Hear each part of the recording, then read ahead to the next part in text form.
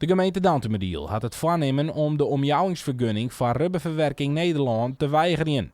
Werd toch het bedrijf, als er in de plan niet aanpast wordt, hem net vestigen kan aan de zwetten in Veenwouden. Traditie bezwieren meest nou wel natuurlijk naar je bestemmingsplan zien. Dus dat is weer een voor u een positieve bijkomstigheid ten opzichte van de bezwiermakers. Dus ja, dus is het wel heel tijd in dubio en in tweestrijd van aan de ene kant wil u ondernemers wel graag zoveel mogelijk ruimte aan om zich te vestigen in de gemeente.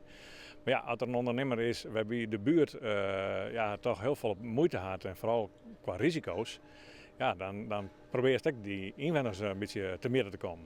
De vergunning is jet iets van rechtswegen verleend. Maar nu is het vooral de omjouwingsvergunning die het op deze wijze net uitjoen worden kan. Hier is best wel wat van de season qua risico's. Hè? Dus brandveiligheid is nog net regeld. En goed, dan maakt wel vergunning aan. Hè? Dus dat er een aanvraag komt en die past in het bestemmingsplan, dan moeten we gewoon de vergunning verlenen. Maar dat wil net zeggen dat het bouwwerk broekt wordt. Maar dat zijn weer andere regels. Nou, en daar is je weg naar. En dan zeggen we van ja, daar is de veiligheid net goed borgd. Brandveiligheid vooral, er moet er nog een uitgang komen en niet meer op, dus het is al in het regeld.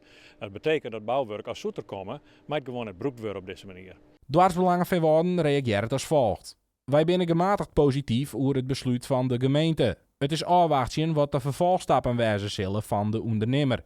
Daarnaast binnen wij wel wat vernuiveren dat de reactie van de gemeente zowat fjouwer maanden letter komt naar het advies van de bezwierencommissie.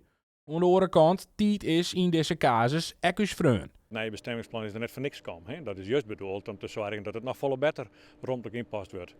Ja, en dan word je het liefst de gebruikformatie.